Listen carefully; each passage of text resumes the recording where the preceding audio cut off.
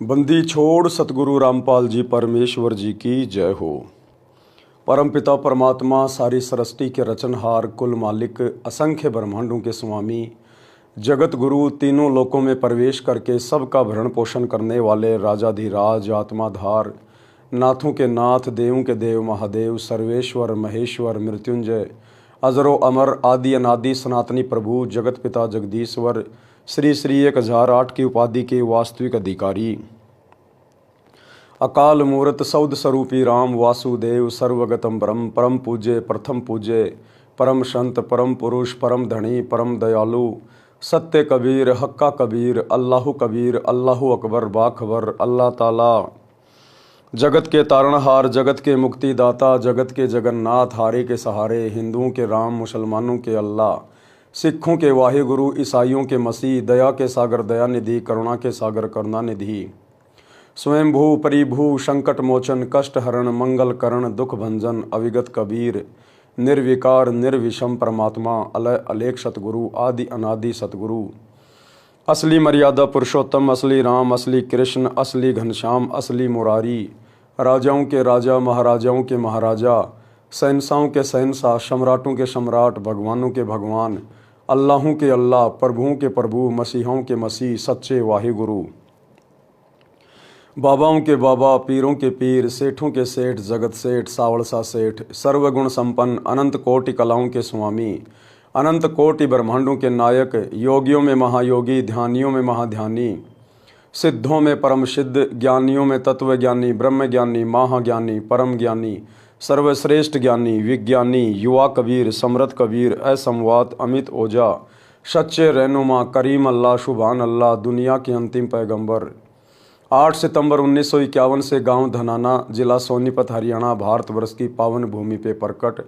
Real कल की भगवान श्री नारायण साकार हरि श्री बाबा साहिब नूर अनंत परमात्मा, संत श्रोमणी सतगुरु रामपाल जी परमेश्वर जी के चरण कमल में साध संगति से जुड़े हुए देश विदेश से आप और हम सभी सत्सेवक भाई बहनों का अनंत कोटि दंडवत प्रणाम।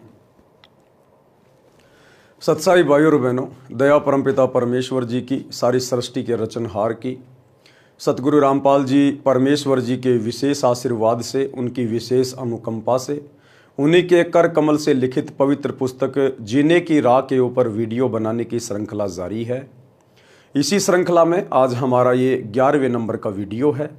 प्रत्येक वीडियो में गुरुदेव भगवान के आशीर्वाद से, भगत हो चाहे जगत हो, हमें भक्ति मार्ग से संबंधित बहुत सारी बातें पता चल रही है, जिन बातों को सुनकर हमारी रुचि और अधिक अध्यात्म की ओर अग्रसर हो रही है।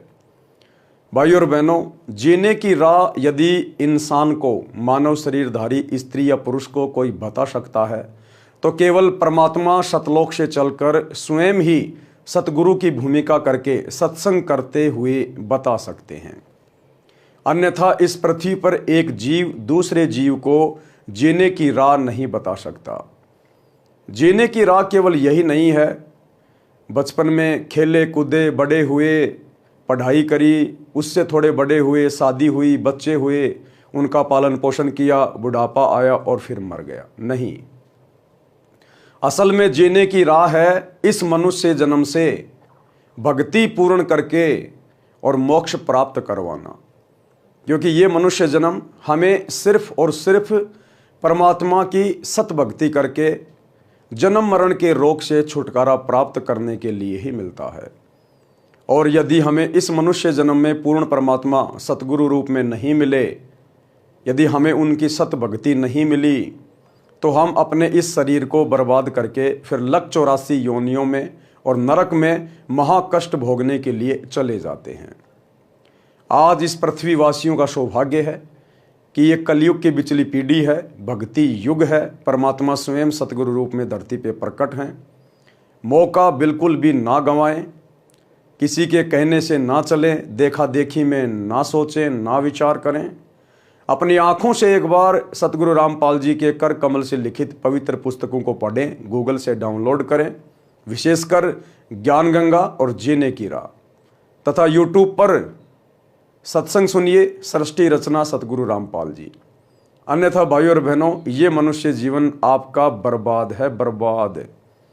आप चाहे देश के राजा हैं या मुख्यमंत्री हैं, कुछ भी हैं, बहुत बड़े पैसे वाले हैं, व्यापारी हैं, आज आपका पूरे विश्व में नाम है, लेकिन ये शरीर छूटने के बाद में आपका ये नाम कहीं का नहीं रहेगा।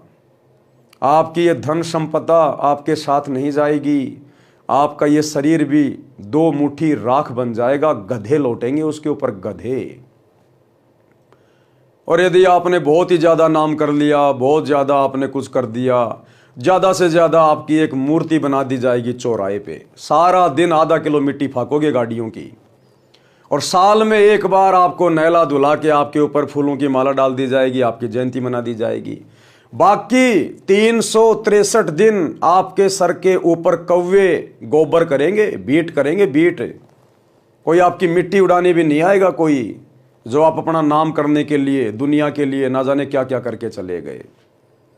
ये दुनिया मतलबी है, स्वार्थी है, केवल अपने स्वार्थ के कारण लोगों को याद करती है। बाकी लोग बुढ़ापे में अपने माँ बाप को ठोकर मार देते हैं। आपकी चौराहे वाली मूर्ति किसी के क्या काम की। तो भाइयों और बहनों, यदि नाम भी करना है तो भक्ति मार्ग में करो। सतगुरु की शरण में आके भक्ति पर लगकर फिर दिखाओ। तुम्हारा इस जगत में भी नाम होगा, जैसे धन्ना सेठ का नाम है क्योंकि वो भगत था। मीराबाई का नाम है, वो भगत थी। नरसी भगत का नाम है, वो भगत था। सेव शमन का नाम है क्योंकि वो भगत थे। बाकी तो दुनिया अपने दादा परदादाओं को साल में एक बार याद करती है, जब उनके श्राद्ध आते हैं। उनको भी कोई याद नहीं करता, तुम बाहर वालों को कौन याद करेगा। इसलिए सच्चा सतगुरु धरती पे प्रकट है, आप और हमारा सौभाग्य है। तो सतगुरु रामपाल जी के सत्संग अपने मोबाइल पर, यूट्यूब पर सुनना शुरू करें और अपने जीवन को धन्य बनाएं। तो पिछले वीडियो में गुरुदेव भगवान ने हमें किस प्रकार से समझाया कि घर घर में लड़ाई झगड़ा है, घर घर में कलह है। कारण क्या है? संतों का अभाव।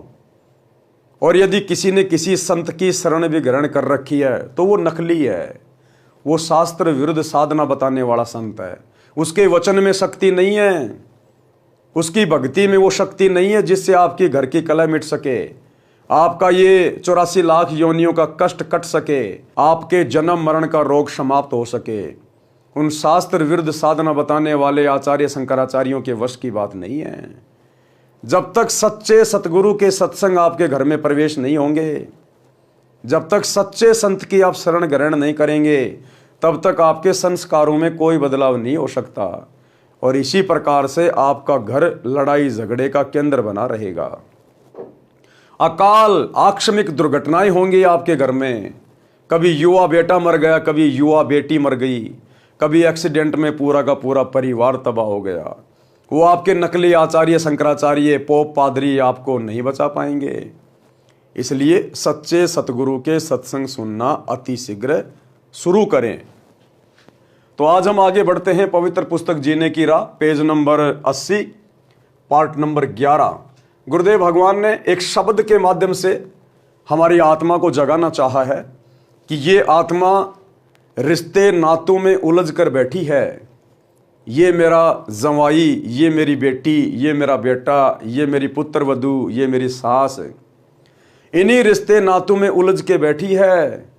और ना जाने कब वो सास मर जाए, कब वो दामाद मर जाए, कब वो बेटा बेटी मर जाए, एक सेकंड का भरोसा नहीं है। तो परमात्मा कहते मनुष्य जन्म प्राप्त करके सत भक्ति कर, कुछ सुकर्म कर ले। सुकर्म यही नहीं होता कुत्ते को रोटी डाल दी, गाय को रोटी डाल दी, किसी को कम्बल दे दिया, तीर्थों पे जाके घूम के आ गए। ये भी सुकर्म है, लेकिन इन सुकर्मों से हमारा अगला जन्म नहीं संवरेगा। अगला जन्म तो सच्चे सतगुरु की शरण में आके और उनके बताए अनुसार सुकर्म करने से सुधरेगा। तो क्या बताया गुरुदेव ने? नाम सुमर ले सुकर्म कर ले, कौन जाने कल की खबर नहीं पल की। कि भैया तेरे इस मनुष्य शरीर का एक सेकंड का भरोसा नहीं है, कोई गारंटी नहीं है ये कब तेरे हाथ से छूट जाए। उससे पहले पहले जिस काम को करने के लिए परमात्मा ने मनुष्य शरीर दिया है, सतगुरु की सत भक्ति कर ले। नाम सुमर ले सुकर्म कर ले, कौन जाने कल की, खबर नहीं पल की। कोडी कोडी माया जोड़ी, बात करे छल की। कोडी कोडी माया जोड़ी, बात करे छल की।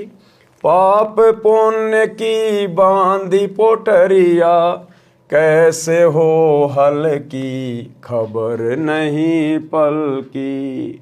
कि पूरी जिंदगी सतगुरु की शरण के अभाव में, दुनिया को देखते हुए, कंपटीशन के चक्कर में उसका बेटा नौकरी लग गया, उसने ये फैक्ट्री खोल ली, उसने बड़ी बड़ी कोठियां बना ली, बड़ी बड़ी कार ले आया।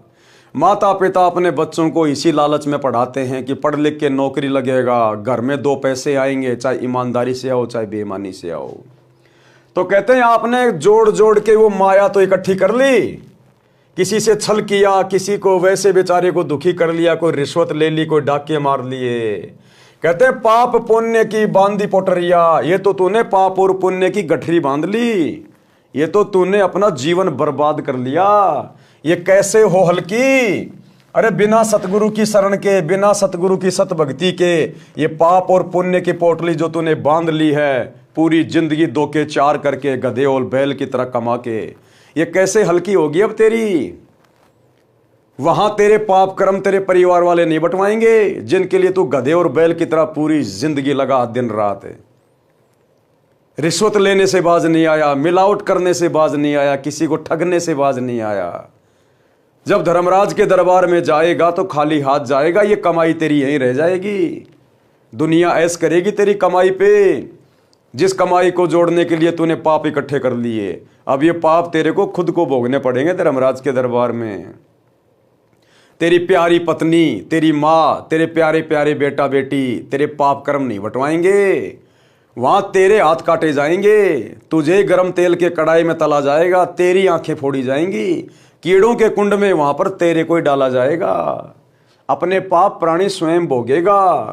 अगर सतगुरु के शरण में आ जाता, नाम दीक्षा ले लेता, सत्संग सुनना शुरू कर देता, तो सतगुरु ज्ञान देता कि बेटा ऐसी गलती मत करना, ये 2 नंबर के काम ये मनुष्य योनि के लिए नहीं है, ये तो राक्षसों का स्वभाव है, राक्षसों का, जो दूसरों को दुखी करते समय कुछ भी नहीं सोचते। आप इंसान हो, स्त्री या पुरुष, हमें यह जन्म परमात्मा की प्राप्ति के लिए मिला है, और परमात्मा की प्राप्ति होगी सुकर्म करने से, सत्कर्म करने से, दान धर्म करने से। कबीरा आप ठगाइए और न ठगिए कोई, अरे आप ठगाए सुख होत हैं, औरों को ठगे दुख होए। तो साधु संत फिर हमें ये ज्ञान देंगे, ये शिक्षा देंगे। और जब हम सच्चे गुरु की शरण में आ जाएंगे तो फिर हमारे घर में कमी किस बात की, आगे से आगे परमात्मा हमारी जरूरतों की व्यवस्था करेगा। फिर भला हमने दुनिया को ठगने की जरूरत क्या है, झूठ बोलने की जरूरत क्या, चोरी करने की, मिलावट करने की आवश्यकता क्या पड़ जाएगी, जब हमारा सतगुरुदेव भगवान हमें किसी चीज के भरोसे रहने नहीं देगा। अन्यथा संतों की खोज क्यों की जाती है, भक्ति क्यों की जाती है। अगर भक्ति करते करते भी यदि वही दुख हैं, वही संकट हैं, वही परेशानियां हैं, इंसान के विचारों में कोई बदलाव नहीं आ रहा, शुक्रम करने की प्रेरणा मन में नहीं उठ रही, इसका मतलब वो संत नकली है, वो सत्संग नकली है, उसको तुरंत त्याग देना चाहिए और तुरंत सच्चे सतगुरु की शरण में आके अपनी आत्मा का कल्याण करवाना चाहिए। एक बार सत्संग सुनना शुरू करें सतगुरु रामपाल जी के, आपके संस्कार चेंज होना शुरू हो जाएंगे। आपको 1-2 महीने बाद में स्पष्ट दिखाई देने लगेगा कि मैं तो बारूद के ढेर पे बैठा था, बारूद के ढेर पर, और सोच रहा था मैंने तो पैसे कमा लिए, दुनिया को ठग लिया।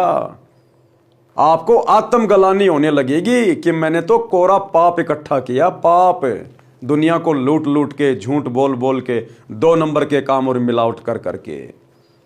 और जिस दिन सतगुरु की शरण में आ जाएंगे फिर देखना, शौपन में भी आपको बेईमानी नहीं सूझेगी, शौपन में भी डरोगे रिश्वत लेते हुए, उल्टे काम करते हुए, क्योंकि ये परम संत है, इनके वचन में शक्ति है। आगे गुरुदेव क्या कहते हैं, मात पिता परिवार भाई बंधु ये त्रिया मतलब की। त्रिया कौन? स्त्री। मात पिता परिवार भाई बंधु ये त्रिया मतलब की।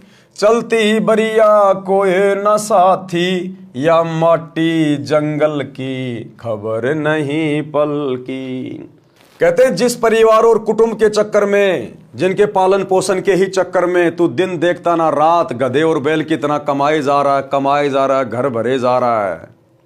कहते अंत समय में जब तू यहां से शरीर छोड़ के जाएगा, जब तेरा शरीर मिट्टी बनेगा, तो कहते हैं चलती बरिया कोई ना साथी, तेरा कोई साथी नहीं होगा।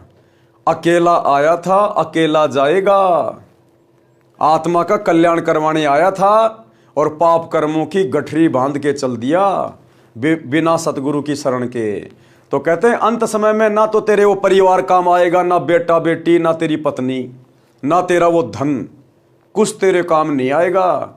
वही परिवार वाले तेरे को उठा के फूक फाक के आ जाएंगे, 2-4 दिन रोलेंगे धोलेंगे, फिर वो स्त्री कोई दूसरा अपना खत्म कर लेगी और वो परिवार वैसे ही चलेगा जैसे पहले चल रहा था। जिस परिवार की जिम्मेदारी लेके तू दिन रात टेंशन में रहता था, मैं मर जाऊंगा तो परिवार कैसे चलेगा, मेरे बेटा बेटी का क्या होगा। वो बेटा बेटी बड़े आनंद से रह रहे हैं, कोई दिक्कत नहीं है।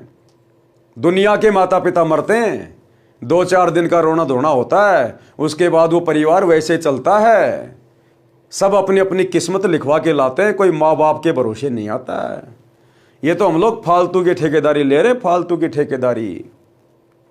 ठीक है, माता पिता की भी जिम्मेदारी निभानी है, बाल बच्चों का भी पोषण करना है। परमात्मा ये नहीं कहते कि माता पिता को छोड़ दो, परिवार को छोड़ दो या जिम्मेदारी ना निभाओ। नहीं, सारे काम करो, नेक नीति ईमानदारी से करो, लेकिन साथ में जो मुख्य काम था उसको क्यों भूल गया? भक्ति को। अरे मुख्य काम तो भक्ति है ना, तू भक्ति करने के लिए आया था ना इस धरती पर। ये माता पिता तो कल को गधे बनेंगे, वहां भी मिल जाएंगे। औरत कल को कुत्ते बनेंगे, वहां भी मिल जाएगी। बेटा बेटी जानवरों की योनि में मिल जाएंगे। परमात्मा कहते हैं माता पिता मिल जाएंगे 184 माही, ये सतगुरु की सेवा और भक्ति फेर मिलन की नहीं। ऐसा सतगुरु और ऐसा ज्ञान और ऐसा मोक्ष का मार्ग भाई तुझे अन्य योनियों में नहीं मिलेगा। ये तो मनुष्य जन्म में भी बड़ा दुर्लभ है, बड़ा दुर्लभ है। आपके दादा परदादा मर गए चले गए, आज वो भूत बने फिर रहे हैं जिनके आप श्राद्ध निकाल रहे हो। ये सतगुरु उनको प्राप्त नहीं हुआ। आज जो मनुष्य शरीरधारी है उनका सौभाग्य है, अपना रोग कटवा सकते हैं जन्म और मरण का। तो ये सतगुरु पशु योनि तो छोड़ दीजिए, पशु योनि में तो कोई भक्ति कर ही नहीं सकता। मनुष्य योनि में भी मिलना अति दुर्लभ है, अति दुर्लभ। लेकिन आज ये सतगुरु बेहद सुलभ है। अगर जरा सा दिमाग लगा लिया जाए, महीना 2 महीना अगर यूट्यूब पर इनके सत्संग सुन लिए जाएं, सृष्टि रचना को अच्छे से समझ लिया जाए, तो जीवन धन्य हो जाएगा, जीवन धन्य। आपका वो परिवार भी, आपके बच्चों का पालन पोषण भी परमात्मा के आशीर्वाद से इतने अच्छे तरीके से होगा, आपके आड़ोसी पड़ोसी गांव वाले देखते रह जाएंगे कि ये भाई साहब करता कुछ नहीं है और इसके घर में ठाट बाट हो रहे हैं। और पहले बैल से ज्यादा कमा रहे थे, बैल से ज्यादा, गधे से ज्यादा, और फिर भी हमारे खर्चे पूरे नहीं हो रहे थे। इसलिए दुनिया सतगुरु को ढूंढती है, लेकिन रॉन्ग नंबर लग जाता है दुनिया का। नकली सतगुरु उसे अपनी चपेट में ले लेते हैं, आत्माओं को फंसा के बैठ जाते हैं। गांव गांव में बैठे ये नकली पाखंडी आचार्य शंकराचार्य। सच्चे सतगुरु की शरण ग्रहण करनी पड़ेगी, तब देखना जीवन में आनंद, मंगल ही मंगल। तो परमात्मा कहते हैं बेटा अंत में अकेला जाएगा, वो तेरा परिवार, तेरे बेटा बेटी, तेरी जिम्मेदारियां सब यहीं धरी के धरी रह जाएंगी। 2 मुट्ठी राख बनेगी तेरे शरीर की, और फिर पाप कर्म भोगेगा ऊपर जाके।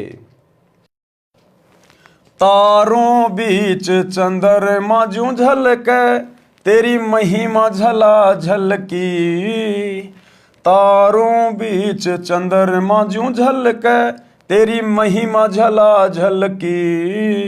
बने कुकरा बिष्टा खावे, अब बात करे बल की खबर नहीं पल की।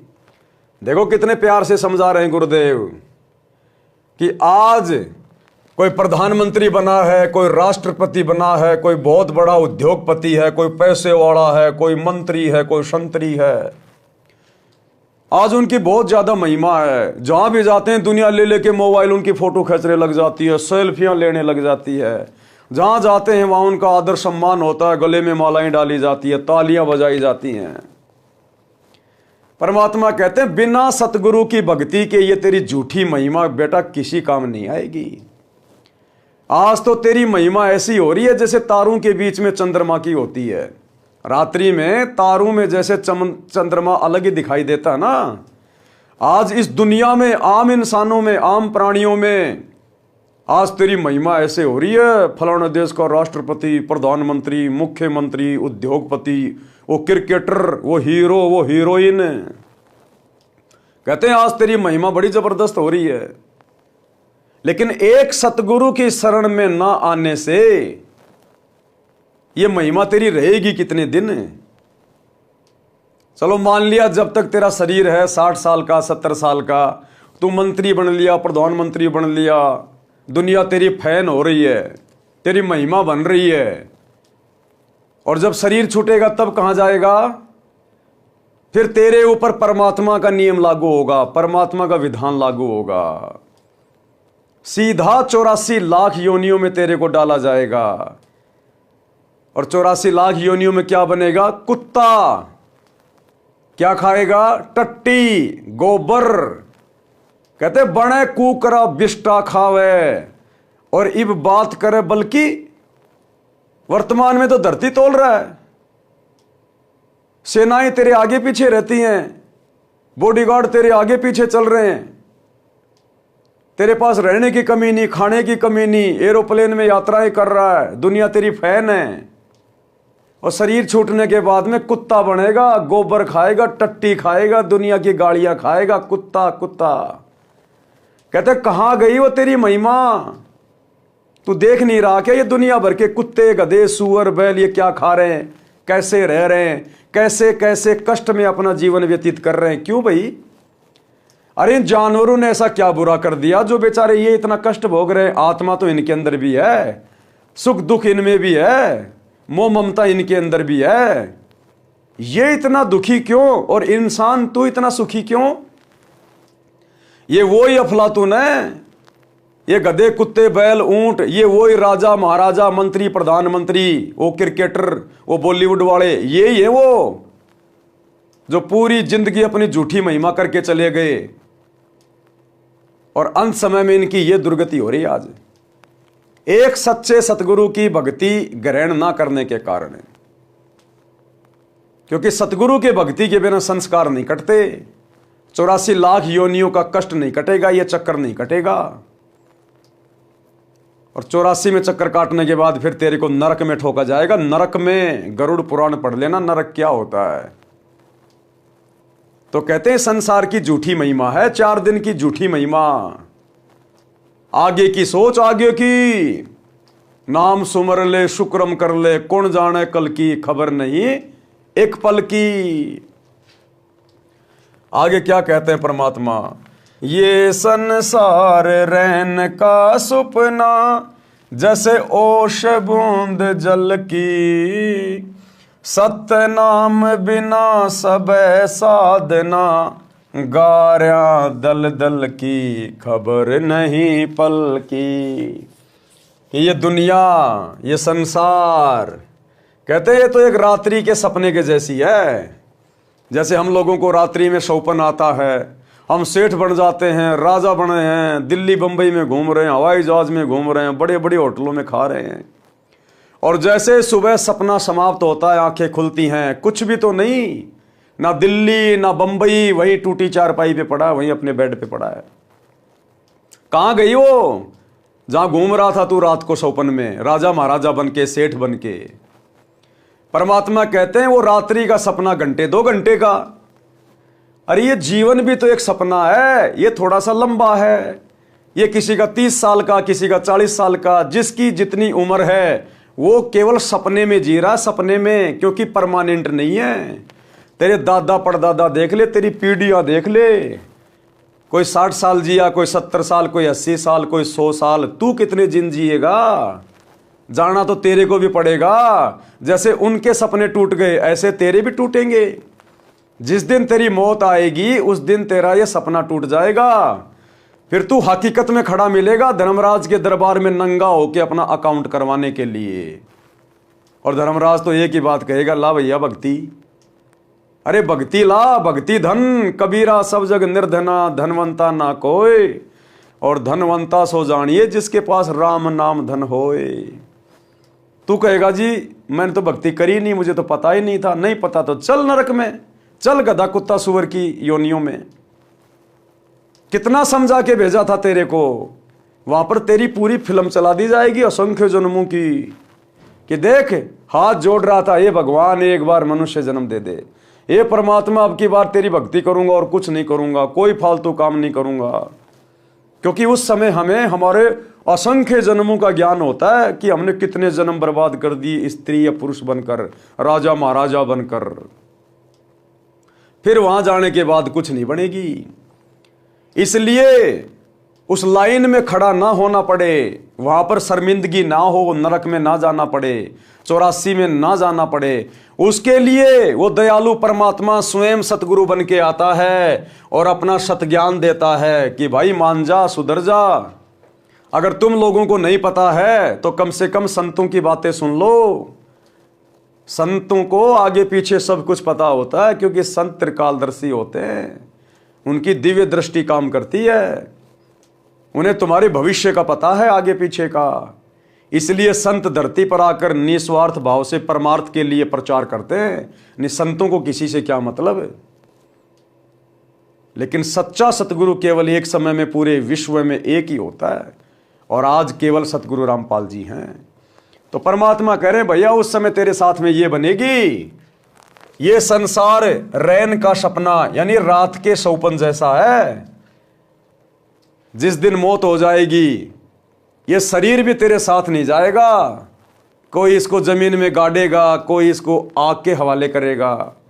वो तेरे बेटा बेटी, परिवार, धन संपत्ति, खेत खलियान, तेरे फार्म हाउस, तेरे यार दोस्त, तेरी कार कोठी, तेरा वो पद, तेरे वो फैन, तेरे वो फॉलोवर, सब यही के धरे रह जाएंगे। अकेला जाएगा, तेरे साथ कोई नहीं जाएगा।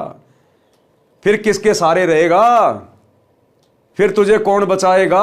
वहां तेरी कोई महिमा नहीं करेगा, वहां तो भगत की महिमा होती है, भगत की। धर्मराज भी अगर कांपता है तो भक्ति के सामने कांपता है। यहां चाहे देश का राजा बन के चला जा और भक्ति करी नहीं, वहां पर कान पकड़ के उठक बैठक निकलवाई जाती है। वहां नहीं चलती है प्रधानमंत्री, ये राष्ट्रपति वाली दादागिरी, प्रधानमंत्री वाली ये पावर वहां नहीं चलती, वहां तो भक्ति चलती है, भक्ति। तो परमात्मा कहते हैं सतनाम बिन सवै साधना गार्या दलदल की। सतनाम यानी सच्चे नाम की साधना के बिना और जितनी भी साधना है ये तो गार्या है, गार्या दलदल की। जैसे दलदल का जो कीचड़ होता है उसमें जितने हाथ पैर मारोगे उतना ही नीचे जाओगे, नीचे। तो इसी प्रकार शास्त्र विरुद्ध साधना चाहे कितनी कर लो, कितनी कावड़ ले आओ, कितनी पैदल यात्रा कर लो, कितने भंडारे कर लो, कितने कम्बल बांट लो, कितने मंदिर मस्जिद चर्च गुरुद्वारों में धोख लगा लो, तुम तो दलदल वाली गार्या में धस रहे हो। अंत में दुर्गति निश्चित है। और सतनाम की साधना केवल सतगुरु रामपाल जी के पास है, बाकी दुनिया में किसी के पास नहीं है। इसलिए समझदार को समय रहते संत रामपाल जी के सत्संग सुनना शुरू कर देना चाहिए। अंत समय जब चले अकेला आंसू नैन ढलकी, अंत समय जब चले अकेला तेरे आंसू नैन ढलकी, कहे कबीर शरण गह मेरी हो रक्षा जल थल की, खबर नहीं पल की। परमात्मा कह रहे अंत समय में जब तू चलेगा ना यहां से अकेला, तेरी आंखों से आंसू निकलेंगे, रोएगा तू, पछताएगा उस समय कि ये परमात्मा मैंने क्या किया। मैं तो खाली आया था और खाली जा रहा हूं। मैं तो जिस चीज को जोड़ने में पूरी जिंदगी लगा रहा, मेरे साथ तो कुछ भी नहीं आया। वो मेरा परिवार, मेरी संपत्ति सब नीचे धरी की धरी रह गई। मैं तो भक्ति करने आया था, भक्ति का तो मैंने खाता भी नहीं खोला, और ये तो दुर्गति हो गई मेरी, दुर्गति।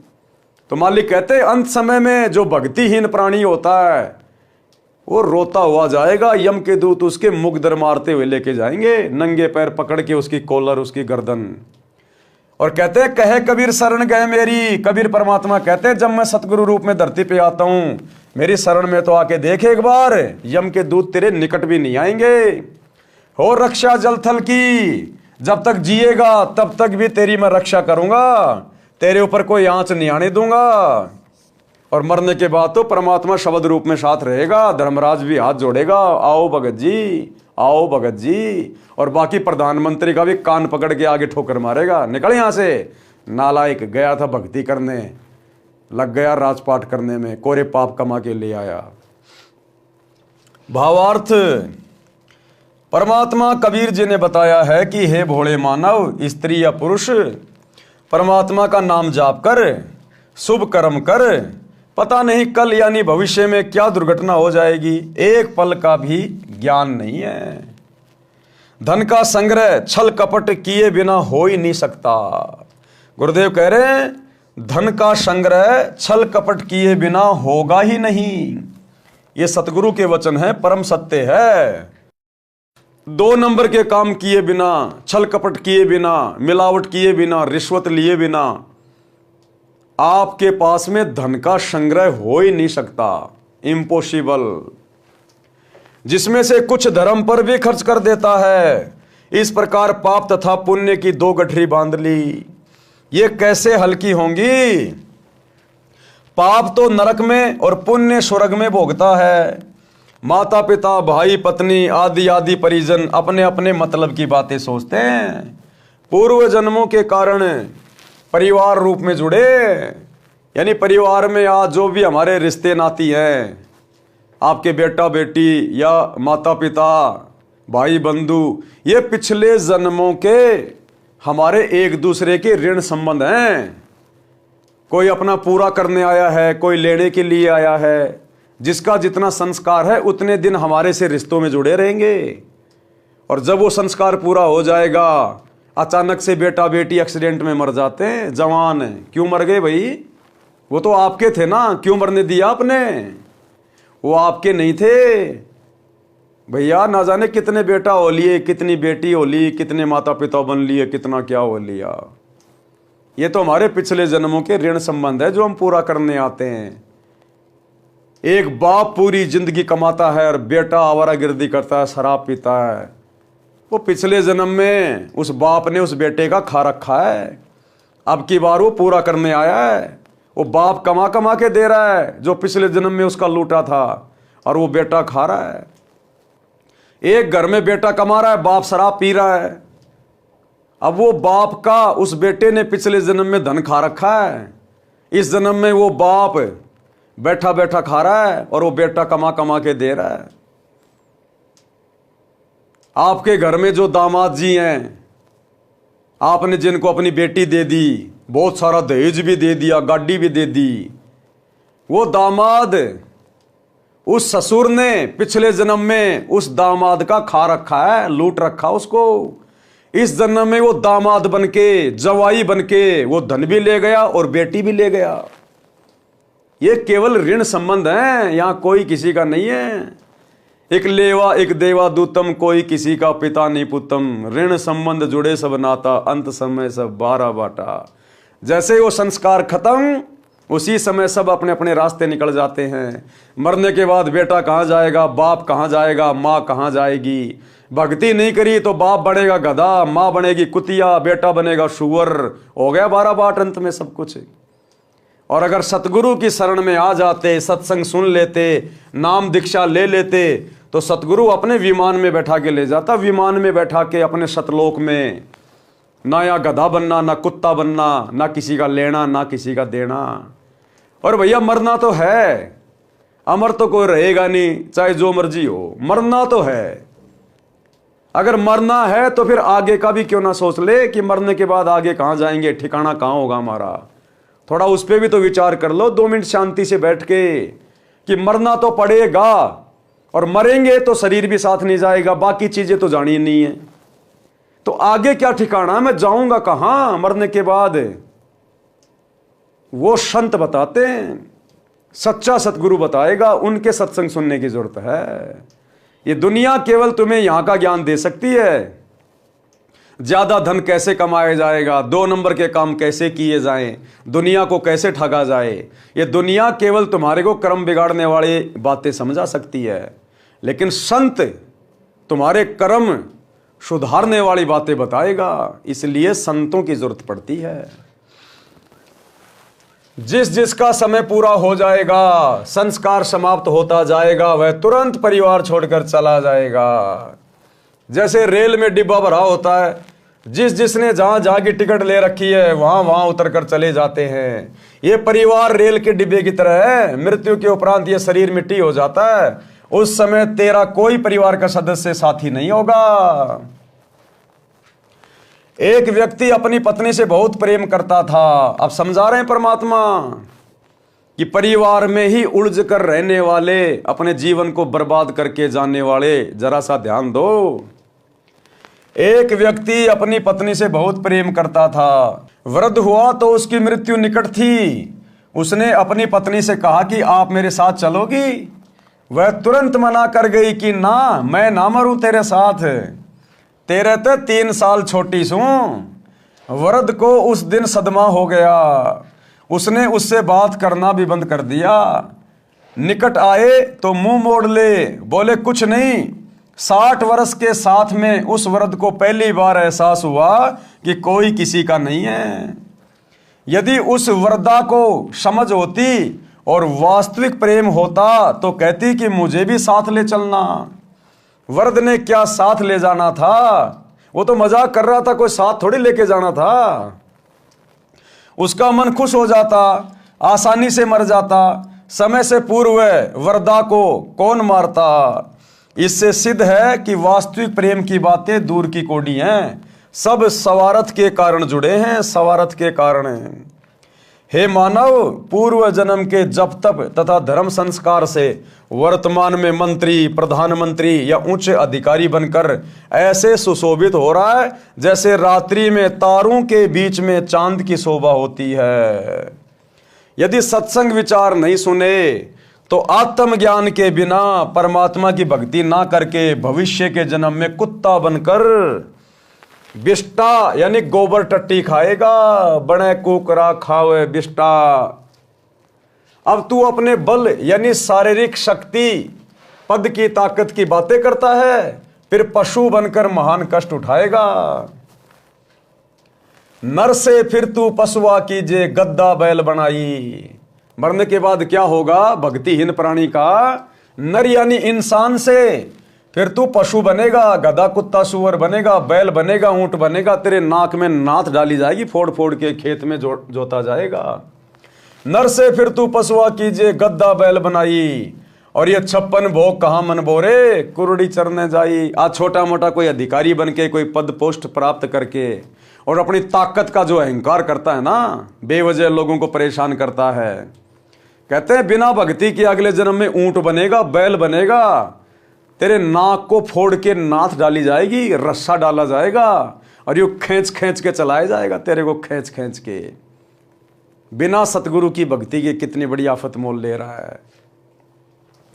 शब्दार्थ, जो मनुष्य स्त्री या पुरुष सत्य भक्ति शास्त्र अनुसार गुरु से दीक्षा लेकर नहीं करता, वह मृत्यु के पश्चात पशु जीवन प्राप्त करता है। वह गधे या बैल के शरीर प्राप्त करता है। मानव शरीर में स्वादिष्ट भोजन खाता था।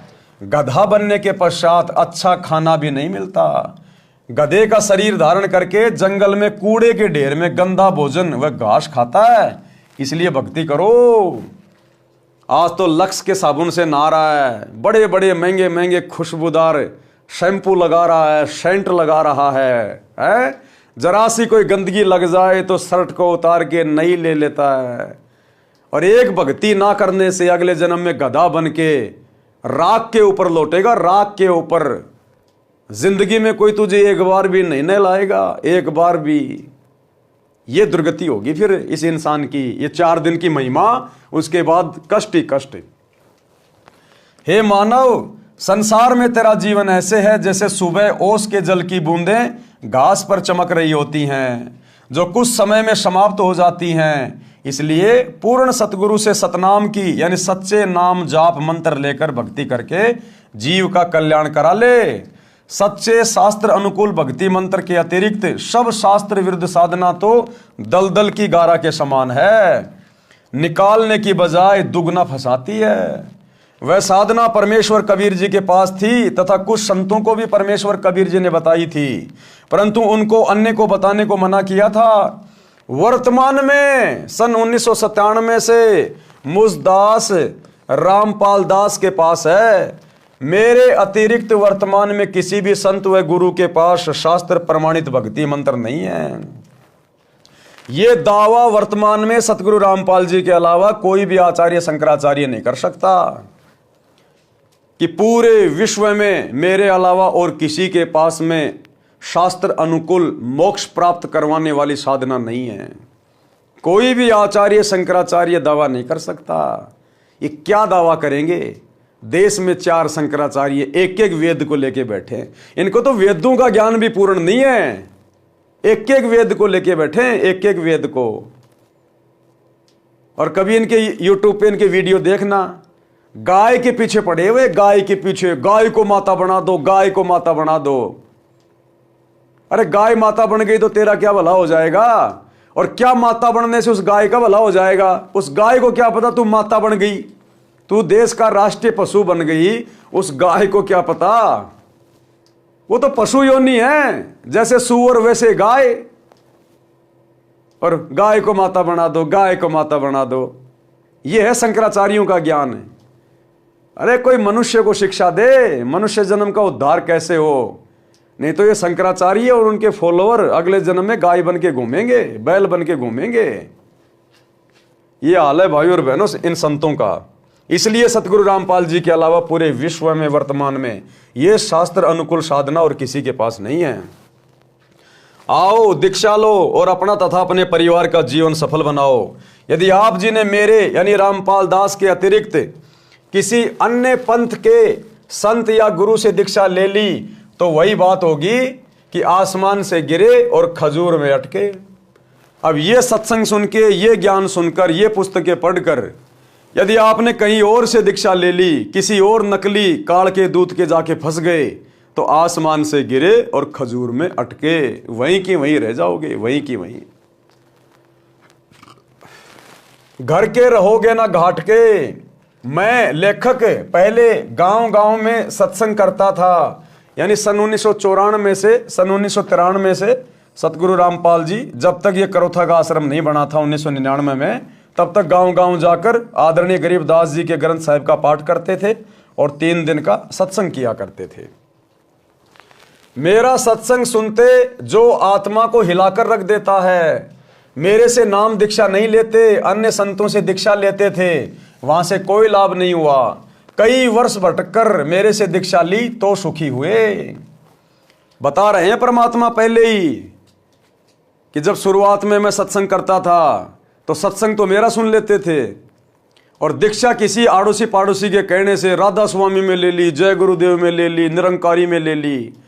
और 10-5 साल वहां भटकने के बाद जब उनकी दुर्गति होती है ढंग से, तब आते वापस रो पीट के कि महाराज जी गलती हो गई।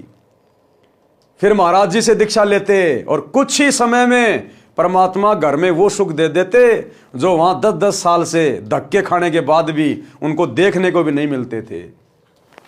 उपरोक्त सत्संग वचनों से निष्कर्ष निकलता है कि यदि सत्संग के विचार सुनने को मिल जाएं तो घर स्वर्ग बन जाता है, उसके बिना नरक सा जीवन जीना पड़ता है। इस प्रकार विश्व उद्धार संभव है। सब प्यार प्रेम से जीवन यापन करके मोक्ष प्राप्त कर सकते हैं, ये अति अनिवार्य है। यानी भक्ति करना इस मनुष्य जीवन के लिए अति अनिवार्य है। इस मनुष्य जीवन का दूसरा कोई कर्म नहीं है। बाकी आपके प्रारब्ध में पहले से लिखा हुआ है, कब आपकी शादी होगी, कब आपका बेटा होगा, कब आपकी मौत होगी, कब आपके माँ बाप मरेंगे, क्या आप काम धंधा करेंगे, सब कुछ आपके भाग्य में पहले से फिक्स होता है। इसलिए सच्चे सतगुरु की शरण में आकर शत भक्ति करके अपने जीव का कल्याण करवाना, 84 लाख योनियों और नरक से छुटकारा प्राप्त करना, एकमात्र यही मनुष्य जन्म प्राप्त करने का मुख्य मकसद होता है। और ये मकसद केवल यहां से सफल होगा, दूसरा चाहे ब्रह्मा विष्णु महेश की गोद में जाके बैठ जाना, कुछ नहीं मिलेगा। वर्तमान की कुछ सत्य कथाएं, यानी सतगुरु रामपाल जी से उपदेश लेने के बाद जो परिवार पहले उजड़े पड़े थे, उनका घर नरक हुआ पड़ा था, सतगुरु की शरण में आने के बाद किस कदर वो आत्माएं उभर गई, आज उनका घर स्वर्ग समान हो चुका है। नोट, निम्न कथा यहां पर तथा शेष पृष्ठ 299 पर पढ़े। भगत सुरेश दास के उजड़े परिवार को बसाया। गांव डिग्गल पाना गंजा, भगत का नाम सुरेश एलावत तथा भगतमती का नाम यशवंती। डिग्गल गांव गवाह है कि भगत सुरेश शराब, सुल्फा, तंबाकू का घड़ा आदि था, एक नंबर का नशेड़ी था भगत सुरेश। घर की ठोर बटोर कर रखा था। बहन यशवंती यानी सुरेश की पत्नी असाध्य रोग से पीड़ित थी। 2 लड़के छोटी आयु के थे जो पिता को घर पर आते देख छुप जाते थे। घर में झगड़ा रहता था। बहन यशवंती का एक भाई हरियाणा पुलिस में डीएसपी था, जो अब सेवानिवृत्त हो चुका है। नाम है भगत राजेंद्र सिंह राठी, गांव भापड़ोदा। उसने अपनी बहन के उपचार में कोई कसर नहीं छोड़ी, क्योंकि जीजा तो दारू पीता था, एक नंबर का नशेड़ी था। तो यशवंती का जो भाई था वो हरियाणा पुलिस में डीएसपी था। उसने अपनी बहन के इलाज करवाने में कोई कसर नहीं छोड़ी, जिसका राजेंद्र नाम था। उसने अपनी बहन के उपचार में कोई कसर नहीं छोड़ी थी, परंतु व्यर्थ रही। मेरा एक भगत, गुरुदेव कह रहे हैं कि मेरा एक भगत जो हरियाणा पुलिस में नौकरी कर रहा है, वह आर्य समाज के महान प्रचारक श्री जौहरी सिंह जी का बेटा है। गांव जसराना, जिला सोनीपत। इसके साथ मेरा छोटा भाई महेंद्र भी हरियाणा पुलिस में नौकरी करता था, जिसको सन 2016 में रिटायर होना था, परंतु परमार्थी मिशन के उद्देश्यों को समझकर सन 2005 में रिटायरमेंट लेकर मेरे साथ हाथ बटा रहा है। मेरा भाई एसपी रोहतक का ड्राइवर था। क्या कह रहे गुरुदेव? मेरा भाई एसपी रोहतक का ड्राइवर था। भगत जयबीर मलिक डीएसपी झज्जर का ड्राइवर था। दोनों जब मिलते थे तो मेरा भाई उससे इस ज्ञान की चर्चा करता था। पहले तो आर्य समाजी होने के कारण भगत जयबीर जी बहुत दुखी हुए, अपने आचार्यों से मिले, परंतु अंत में सत्य को आंखों देखकर मान लिया कि सच्चाई यही है। कहाँ? सतगुरु रामपाल जी के पास। भक्ति अगर कहीं है तो केवल यही है। उसने सन 1994 में मेरे से दीक्षा ले ली। सन 1995 से 1996 तक भगत राजेंद्र सिंह राठी झज्जर में कार्यरत थे तथा जयबीर जी उनके ड्राइवर थे।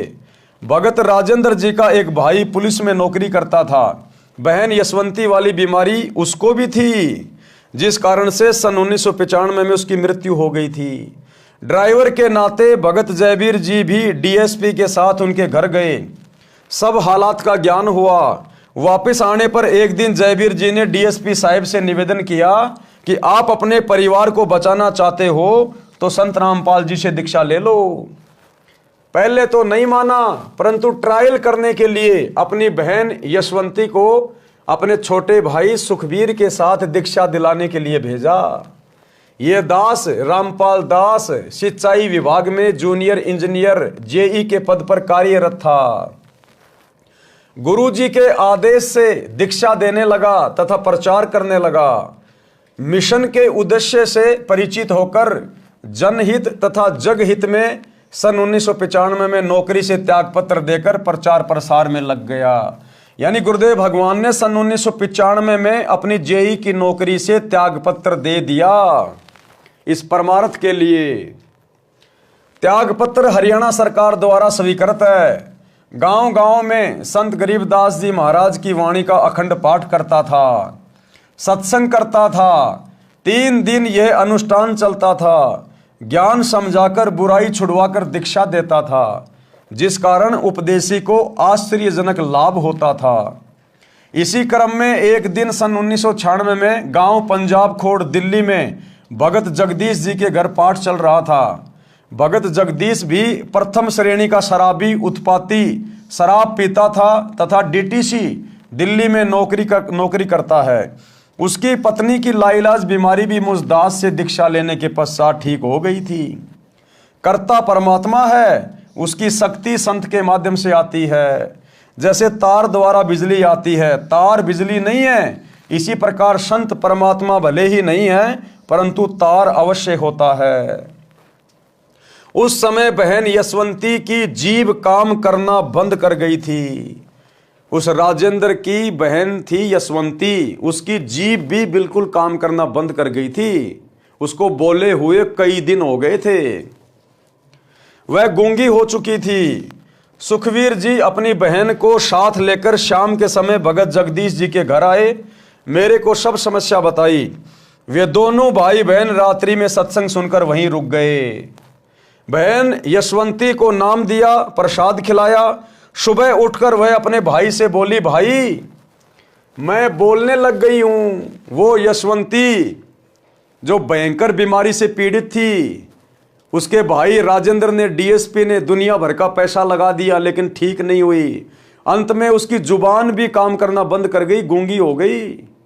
और जिस दिन सतगुरु रामपाल जी से रात्रि के समय नाम लिया, प्रसाद खाया और जाकर सो गई, सुबह उठी तो अपने भाई से बोली, भाई मैं तो बोलने लग गई, मैं तो स्वस्थ हो गई,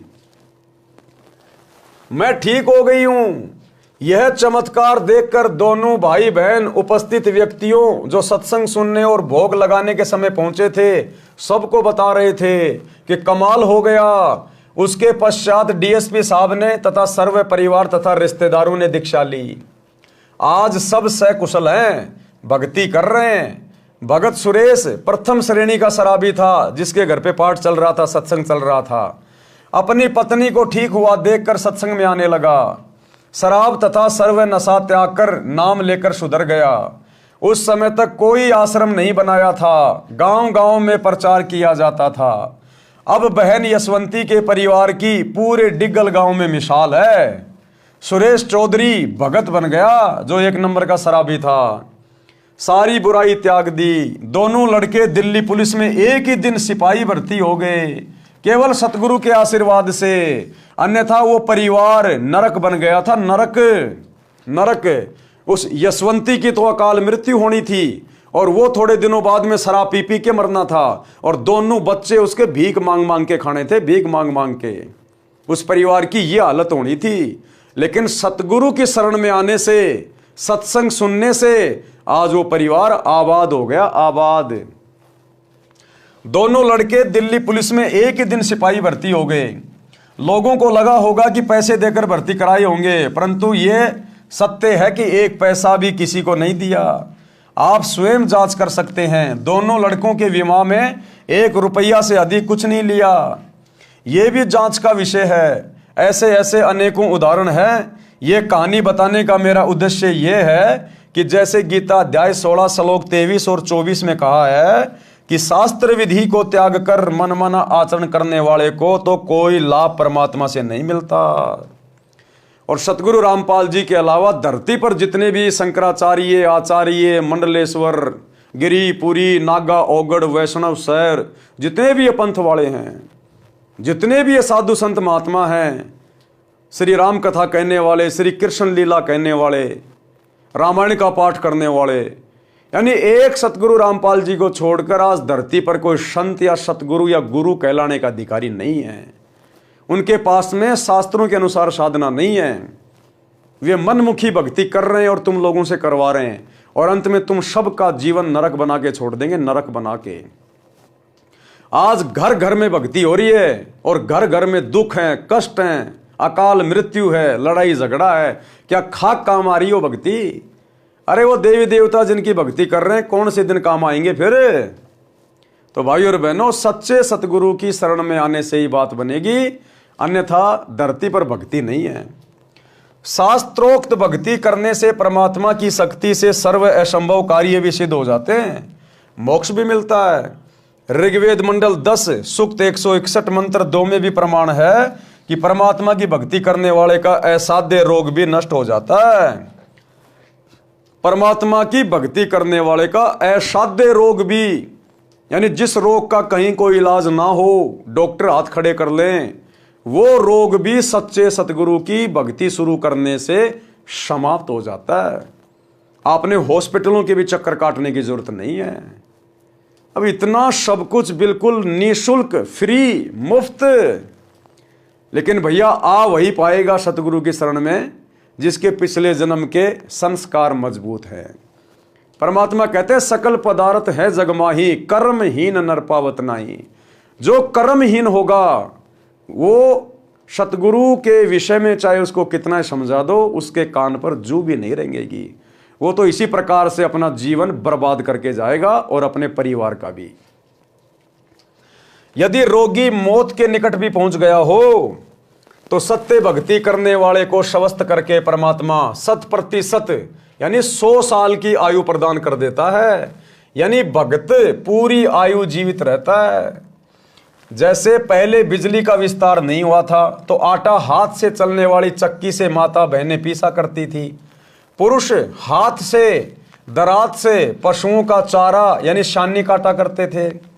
फिर हाथ से चलाने वाली मशीन गंडासे का आविष्कार हुआ, वह भी कठिन कार्य था। वर्तमान में बिजली की शक्ति से आटा चक्की चलती है, गंडासे यानी शानी काटने की मशीनें चलती हैं। असंभव कार्य हो रहा है, शीघ्र तथा सुगम हो रहा है। बिजली का विधिवत कनेक्शन लेना होता है, बिजली की मर्यादा का पालन करना होता है, अन्यथा सुखदायी बिजली विनाश का कारण बन जाती है। जिस प्रकार आपने घर में बिजली का कनेक्शन ले लिया, अब बिजली का कनेक्शन लेने के बाद आपके सारे काम आसान हो जाएंगे। आटा भी मशीन पीसेगी, पशुओं का चारा भी मशीन काटेगी, जूस भी मिक्सी बनाएगी, घर में लाइट आएगी, गर्मी में कूलर पंखे चलेंगे। कितना आसान हो गया, जिंदगी कितनी सुगम हो गई। लेकिन वो बिजली का कनेक्शन तो ले लिया, अब आपने बिजली की जो मर्यादा है उनका भी ध्यान रखना पड़ेगा। अगर आपने कटे फटे या नंगे तार को हाथ लगा दिया तो उठा के फेंक देगी, घर में मौत भी हो जाएगी। ठीक इसी प्रकार आपने सतगुरु का ज्ञान समझकर सतगुरु से नाम दीक्षा तो ले ली, लेकिन अब आपने उनकी मर्यादाएं भी निभानी पड़ेंगी। जो जो मर्यादा सतगुरु हमें बताएंगे कि आपने क्या भक्ति करनी है, क्या नहीं करनी है, क्या क्या आपने धर्म कर्म करने हैं और क्या क्या सावधानियां रखनी हैं, ताकि आपका नाम खंड ना हो जाए, मर्यादा टूट ना जाए। अगर मर्यादा तोड़ोगे तो सतगुरु की भक्ति से फिर कोई लाभ नहीं होगा। कनेक्शन ले लिया और आपने अपनी लाइन को खराब कर दिया किसी कारण से, तो घर में फिर बिजली नहीं आएगी, सारी सुविधा बंद हो जाएंगी। तो भक्ति लेने के बाद में मर्यादा बहुत जरूरी है, कंपलसरी है। इसी प्रकार परमात्मा का कनेक्शन लेना पड़ता है, यानी सच्चे सतगुरु से नाम उपदेश लेकर अपना जो कनेक्शन है वो भक्ति से जोड़ना पड़ेगा। इसी प्रकार परमात्मा का कनेक्शन लेना पड़ता है और परमात्मा की मर्यादाओं का पालन करना होता है, तब सर्व सुख तथा मोक्ष परमात्मा देता है। मर्यादा भंग होने से परमात्मा की शक्ति आनी बंद हो जाती है, सर्व सुविधाएं मिलनी बंद हो जाती हैं। डिग्गल गांव के व्यक्ति उन झूठे आचार्यों की बात को सत्य मानकर करोथा आश्रम में जाने वाले अपने गांव वालों को रोकते थे। तो भगत सुरेश जी तथा बहन यशवंती जी हाथ जोड़कर गांव के उन व्यक्तियों से कहते थे कि गामराम मारो चाहे छोड़ो, हम आश्रम में जाना बंद नहीं करेंगे। हमारा तो घर वहीं से बसा है, नहीं तो हम आज उजड़ गए होते। परमात्मा ने उनकी सच्ची भक्ति का फल भी ऐसे ही दे रखा है। सत्संग न सुनने से सर्वनाश हुआ। अब एक तो आपने कथा सुन ली कि सत्संग सुनने से, सच्चे गुरु की शरण में आने से किस प्रकार उजड़ा हुआ घर भी आबाद हो गया, और सत्संग ना सुनने से, सतगुरु की शरण में ना आने से कैसे आबाद परिवार भी बर्बाद हो जाते हैं। कबीर राम नाम कड़वा लागे और मीठे लागे दाम, भाई दुविधा में दोनों गए या माया मिली ना राम। शब्दार्थ, सत्संग न सुनने वाले मानव स्त्री पुरुष को परमात्मा के विधान का ज्ञान नहीं होता, जिस कारण से उनको परमात्मा के विषय में चर्चा भी अच्छी नहीं लगती है। धन संग्रह करना अच्छा लगता है, जिस कारण से उनको दोनों से हाथ धोने पड़ते हैं। यानी उससे न तो परमात्मा मिलता है और न ही मृत्यु के पश्चात धन भी यहीं रह गया, उसके दोनों ही हाथ से निकल गए। पंजाब प्रांत में मेरे यानी रामपाल दास के पूज्य गुरुदेव जी का आश्रम तलवंडी भाई की नामक कस्बे में है। उनके सतलोक चले जाने के पश्चात उनका दास रामपाल दास महीने के दूसरे रविवार को सत्संग करने जाता था। मेरे गुरुदेव जी के कुछ शिष्य तलवंडी भाई की कस्बे के सेठ भी हैं। उनका रिश्तेदार शुक्रवार को एक वृद्धा की मौत पर शोक व्यक्त करने सहपरिवार आया था।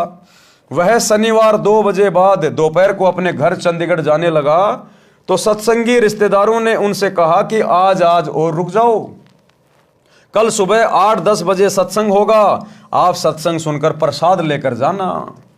यानी जहां गुरुदेव सत्संग करने जा रहे थे तो वहां पर उनका कोई रिश्तेदार आया हुआ था जिनके घर पे सत्संग था। पैसे वाला था, बड़ी पार्टी थी, बिजनेस करता था, मारुति गाड़ी में सहपरिवार आया हुआ था। उनके घर में कोई मौत हो गई थी, इसलिए शोक व्यक्त करने आया था। तो जब वो जाने लगा तो भक्तों ने कहा जी आज और रुक जाओ, 10-11 बजे गुरु जी का सत्संग है, 2-3 घंटे सत्संग होगा, सुन के आराम से चले जाना आप जी। लेकिन उसको तो भैया पैसे की चिंता हो रही थी कि मेरी पार्टी आई हुई है, उसको मैंने होटल में ठहराना है, उसके लिए मैंने बहुत ज़्यादा बंदोबस्त करने हैं, मेरा उसके साथ में एग्रीमेंट होना है, मैंने 5 लाख रुपए उससे कमाने हैं। अब 1995 में 1998 में 5 लाख रुपए भाई साहब आज के 15-20 लाख रुपए के बराबर थे। तो वो नहीं माना और सहपरिवार बिना सत्संग सुने चल दिया। रिश्तेदार ने कहा कि कल रविवार को एक पार्टी आएगी, 2 बजे उनसे मेरा अनुबंध होना है, यानी एग्रीमेंट है, जिसमें मुझे 5 लाख रुपए का लाभ होगा। यह घटना सन 1998 की है। सत्संगियों ने आग्रह किया कि आप रविवार को 11 बजे सुबह चलोगे तो भी आप समय पर पहुंच सकते हो, फोन करके उन्हें सूचित कर देंगे कि वे कुछ देर से आ जाएंगे। परंतु वह नहीं माना क्योंकि उसको तो पैसे दिखाई दे रहे थे 5 लाख। उसके परिवार में कुल 4 सदस्य थे, पत्नी तथा बेटा बेटी। चारों अपनी मारुति कार में सवार होकर चंडीगढ़ के लिए शनिवार को रवाना हो गए। चंडीगढ़ से कुछ पहले अंबाला शहर के पास एक बजरी का भरा ट्रक खराब हालत में खड़ा था। उसके पिछले टायर निकाल रखे थे, जैक लगा रखा था। माया के लोभी को केवल 5 लाख का ही लाभ नजर आ रहा था। यानी वही बातें सोचता हुआ गाड़ी चला रहा था, पार्टी आएगी, एग्रीमेंट करूंगा, उस बिजनेस में मुझे 5 लाख रुपए मिलेंगे, 5 लाख से फिर ये करूंगा वो करूंगा। कार पूरी गति से चला रहा था। कार उस बजरी के भरे ट्रक के नीचे घुस गई, जैक हट गया, पूरा परिवार कुचल गया। बड़े दुख के साथ कहना पड़ रहा है कि यदि सत्संग सुनने के लिए रुक जाता तो ये नाश नहीं होता। माया के बिना तो काम चल जाता, परंतु काया के बिना यानी शरीर के बिना नहीं चलता, क्योंकि शरीर है तो परमात्मा की भक्ति करके आत्म कल्याण कराया जा सकता है। परमेश्वर कबीर जी ने सतर्क किया है कि कबीर राम नाम कड़वा लागे और मीठे लागे दाम, दुविधा में दोनों गए माया मिली ना राम। अब उसको सत्संग तो लग रहा था कड़वा और 5 लाख रुपए लग रहे थे मीठे। ये राम नाम कड़वा लागे और मीठे लागे दाम, और दुविधा में दोनों गए माया मिली ना राम। अब मर गया, पूरे परिवार को ले मरा, हो गया पूरा घर बर्बाद, मर गए सारे के सारे। वो एग्रीमेंट वहीं धरा का धरा रह गया, ना वो पैसा साथ गया और शरीर भी उसका भी सत्यानाश कर दिया, जिस शरीर से भक्ति करके मोक्ष प्राप्त कर सकता था। इसलिए भाइयों और बहनों, संतों की शरण अति आवश्यक है। कहते संत शरण में आने से आई टले बला, और जय मस्तक में सूली हो कांटे में टल जा। अगर वो सत्संग सुनने के लिए रुक जाता तो वो बला संत टाल देता। संत इसीलिए तो प्रयास करता है अपने भक्तों में प्रेरणा करके। वो भगत उसको क्यों रोक रहे थे? गुरुजी की प्रेरणा से, क्योंकि गुरुजी को तो पता था ना आगे का क्या होने वाला और क्या नहीं होने वाला। लेकिन भैया वो नहीं माना तो अपनी दुर्गति करवा बैठा। शब्दार्थ, सत्संग ना सुनने वाले मानव स्त्री पुरुष को परमात्मा के विधान का ज्ञान नहीं होता, जिस कारण से उसको परमात्मा के विषय में चर्चा भी अच्छी नहीं लगती। धन संग्रह करना अच्छा लगता है, जिस कारण से उसको दोनों से हाथ धोने पड़ते हैं। यानी उसे न तो परमात्मा मिलता है और मृत्यु के पश्चात धन भी यहीं रह गया। उसके दोनों ही हाथ से निकल गए। इसलिए भाई और बहनों, सत्संग की ओर रुचि करो, आत्म कल्याण कराओ और जीवन की राह को आसान बनाओ। और ये जीवन की राह आसान वर्तमान में केवल एकमात्र सच्चे संत सतगुरु रामपाल जी की सत भक्ति से होगा। दूसरा धरती पे कोई सेंटर नहीं। और सत्संग में जाने से बड़ी आपत्ति टल जाती है। कबीर संत शरण में आने से आई टले बला, जय भाग्य में सूली हो, यानी मौत भी हो, कहते हैं कांटे में टल जा। भावार्थ, समर्थ कबीर परमेश्वर के कृपा पात्र सच्चे गुरु सतगुरु से दीक्षा लेने वाले भगत या भगतमती की परमात्मा रक्षा करता है। यदि पूर्व जन्म के पाप के कारण साधक को मौत की सजा सूली यंत्र के द्वारा मिलनी भाग्य में लिखी हो, जो अत्यधिक पीड़ादायक होती है। पहले के टाइम में राजा महाराजा सूली की सजा तोड़ा करते थे। एक 5 या 6 फुट का भालेनुमा ऊपर से पहना एक लकड़ी होती थी, उसको जमीन में गाड़ दिया जाता था। और जिस व्यक्ति को सूली की सजा सुनाई जाती थी उसको अच्छे से बांध के ऊपर उसके एक वो चकड़ा लगा दिया जाता था और उस व्यक्ति को गुदा द्वार से बैठा दिया जाता था ऊपर। उसकी गुदा से वो भाला अंदर जाता था शरीर में, धीरे धीरे धीरे धीरे, और खोपड़ी से निकलता था। इतनी कष्टदायक पीड़ादायक मौत दी जाती थी, उसको कहते थे सूली तोड़ना। तो परमात्मा कहते हैं अगर आपके भाग्य में वो सूली से सजा तोड़ना भी लिखी है और यदि आप सच्चे सतगुरु की शरण में आ जाते हैं तो गुरुदेव भगवान कहते हैं वो कांटे में टल जाती है। यानी महीने 2 महीने की जेल में काट देगा परमात्मा। अगर गर्दन कटनी हो तो आपके हाथ की उंगली कट के रह जाएगी। संत आपका इतना बचाव कर देते हैं और आपके शरीर को भक्ति के लिए सुरक्षित रख देते हैं। तो परमात्मा उस भगत के उस मृत्यु दंड को समाप्त करके कुछ छोटा मोटा दंड, जैसे पैर में कांटा लगना, इतना देकर टाल देता है। भयंकर दंड को नाम मात्र के दंड में बदल देता है, जो बहुत बड़ी बला यानी परेशानी थी।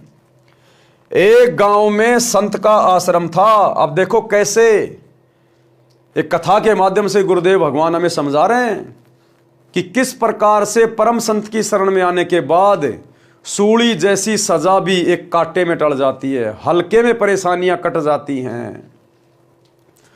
एक गांव में संत का आश्रम था जो गांव से लगभग 2 किलोमीटर दूर बना था। उस गांव के कई परिवार संत जी के शिष्य थे। संत जी वर्ष में केवल 2 बार उस आश्रम में आते थे।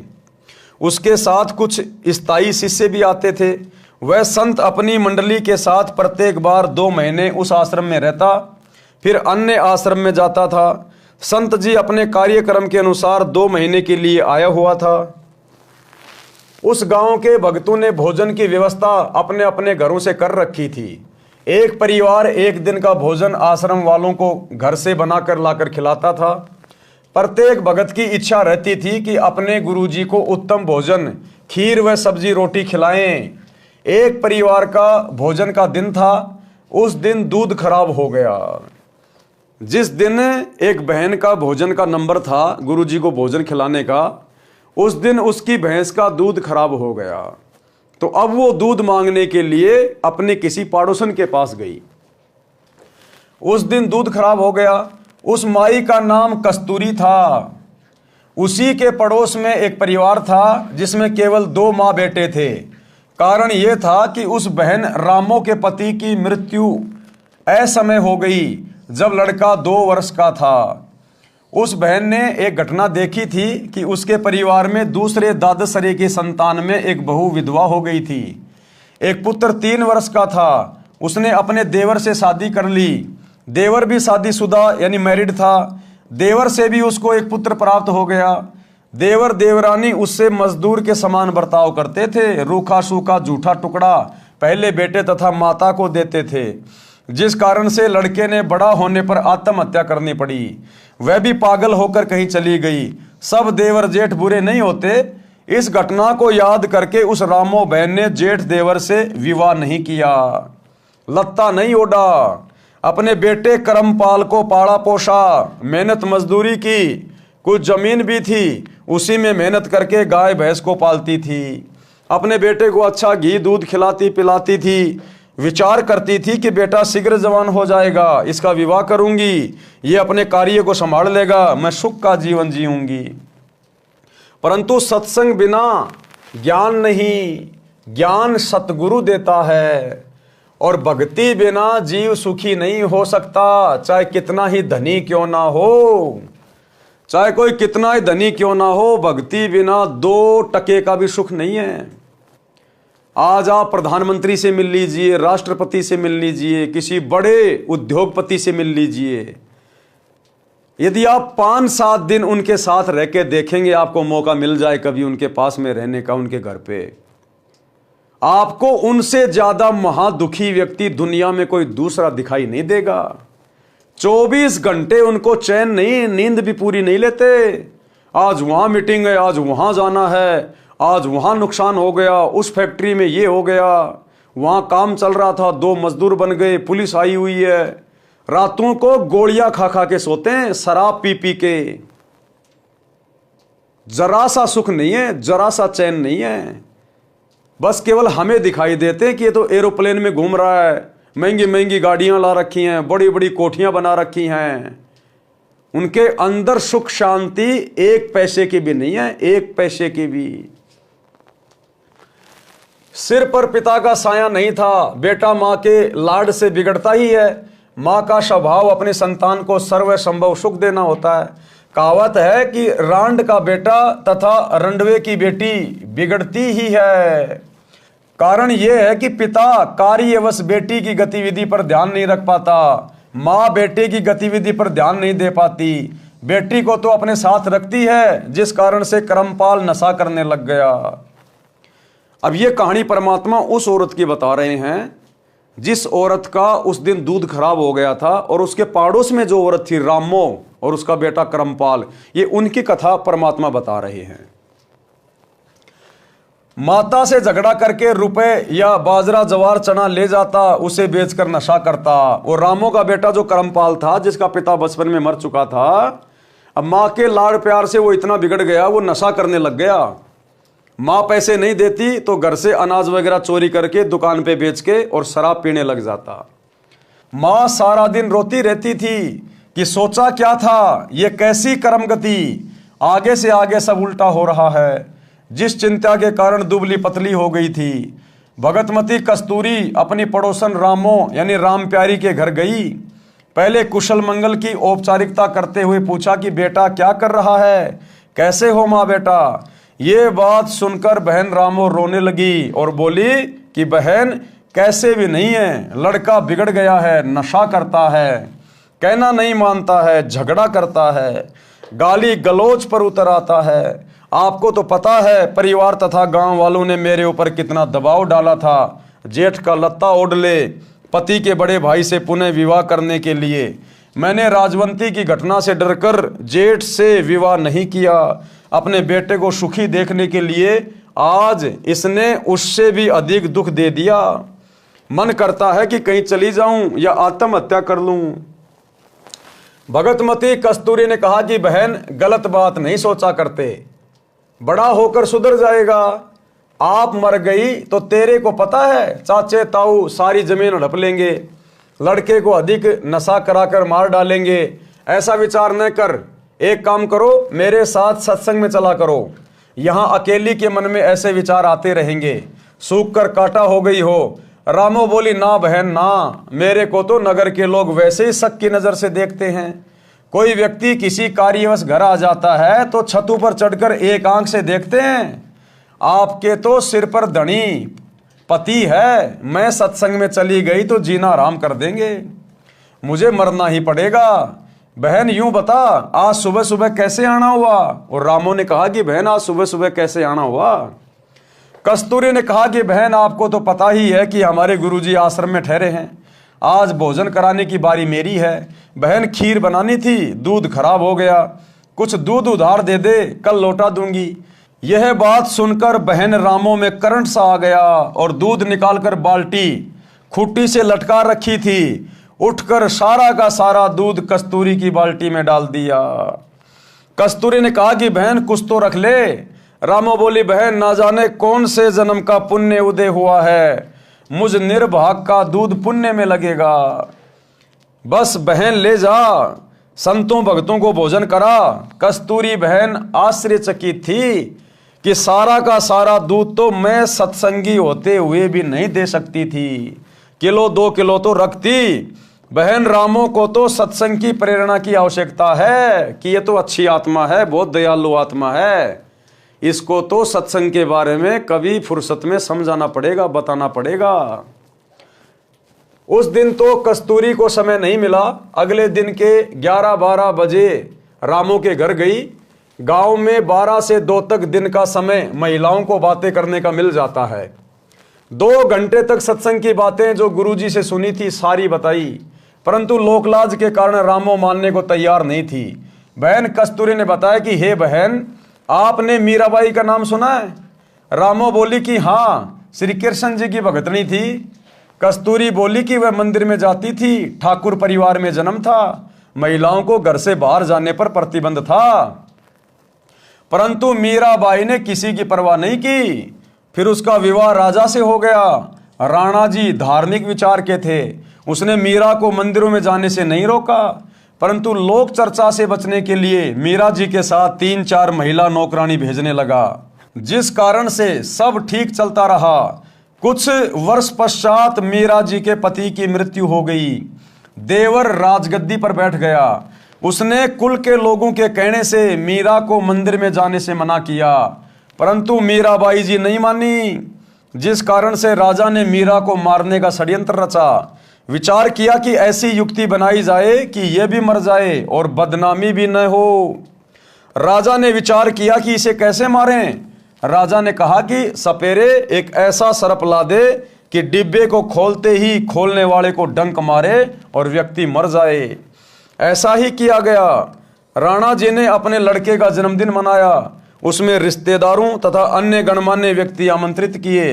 राजा ने मीरा जी की बांदी यानी नौकरानी से कहा कि ले, यह बेशकीमती हार है, मेरे बेटे का जन्मदिन है, दूर दूर से रिश्तेदार आए हैं, मीरा को कह दे कि सुंदर कपड़े पहनकर इस हार को गले में पहन ले, नहीं तो रिश्तेदार कहेंगे कि अपनी भाभी जी को अच्छी तरह नहीं रखता, मेरी इज्जत बेइज्जती का सवाल है। अब उस डब्बे के अंदर उसने वो जहरीला सर्प पैक करवा के भेजा था मीरा को मारने के लिए कि आज अगर ये सांप इसको डस गया और ये मर गई तो मेरे ऊपर कोई शक नहीं करेगा, सब कह देंगे भैया हम भी वहीं थे, और उसको तो सांप ने डस लिया। बांदी ने उस आभूषण के डिब्बे को मीराबाई को दिया और राजा का आदेश सुना दिया। उस आभूषण के डिब्बे में विशैला काले सफेद रंग का सर्प था। मीरा ने बांदी के सामने ही उस डिब्बे को खोला। उसमें हीरे मोतियों से बना हार था। मीराबाई ने विचार किया कि यदि मैं हार नहीं पहनूंगी तो व्यर्थ का झगड़ा होगा, मेरे लिए तो ये मिट्टी है। ये विचार करके मीरा जी ने वह हार गले में डाल लिया। राजा का उद्देश्य था कि आज सर्प डंक से मीरा की मृत्यु हो जाएगी तो सबको विश्वास हो जाएगा कि राजा का कोई हाथ नहीं है, हमारे सामने सर्प डसने से मीरा की मृत्यु हुई है। कुछ समय उपरांत राजा मंत्रियों सहित तथा कुछ रिश्तेदारों सहित मीरा के महल में गया तो मीराबाई जी के गले में सुंदर महंगा हार देखकर राणा बौखला गया और बोला, बच्चलन ये हार किस यार से लाई है? मीराबाई जी के आंखों में आंसू थे। बोली कि आपने ही तो बांदी के द्वारा भिजवाया था। वही तो है। बांदी को बुलाया तथा पूछा कि वह डिब्बा कहाँ है। बांदी ने पलंग के नीचे से निकाल कर दिखाया, यह रहा राजा जी जो आपने भेजा था। राजा वापस आ गया। राजा ने सोचा कि अब की बार इसको विष में अपने सामने पिलाऊंगा, नहीं पिएगी तो सिर काट दूंगा। मीराबाई को विष से मारने की व्यर्थ कोशिश। तो भाई और बहनों, आज के वीडियो में हम केवल इतना ही लेंगे क्योंकि ये कहानी बहुत लंबी है, एक वीडियो में कंप्लीट नहीं हो सकती है। अभी तो इसमें रामोबाई की कहानी चलेगी, कैसे उसका बेटा कुसंगति में पड़ के चोरी करने लग गया, शराब पीने लग गया, फिर कैसे गुरुजी के आशीर्वाद से वो रामोबाई भी सत्संग में जाने लगी, उसने उपदेश ले लिया, और कैसे उसका बेटा उस कुसंगति से, नशे की आदत से, चोरी की आदत से बाहर निकला, और कैसे उसका घर स्वर्ग के समान हो गया और किस प्रकार से मीराबाई को जहर पिलाकर उसका देवर राणा मारने की व्यर्थ कोशिश करने लगा। आगे चलकर कैसे मीरा का जहर अमृत में परिवर्तित हुआ, कैसे परमात्मा ने मीराबाई की रक्षा की और कैसे मीरा ने समाज से संघर्ष करते हुए अपनी भक्ति को सफल किया।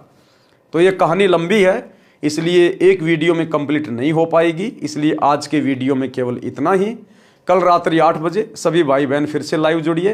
तब तक गुरुदेव भगवान हम सबको आज्ञा दें, इजाज़त दें, सद्बुद्धि दें, आशीर्वाद दें। बंदी छोड़ सतगुरु रामपाल जी भगवान की जय हो।